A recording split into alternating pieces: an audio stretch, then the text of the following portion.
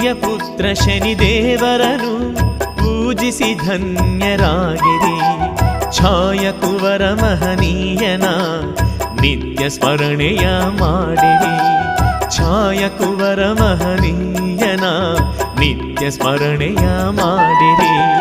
ಸೂರ್ಯಪುತ್ರ ಶನಿದೇವರನು ಪೂಜಿಸಿ ಧನ್ಯರಾಗಿರಿ.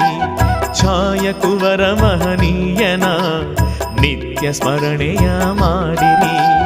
ಛಾಯ ಕುವರ ಮಹನೀಯನ ನಿತ್ಯ ಸ್ಮರಣೆಯ ಮಾಡಿರಿ.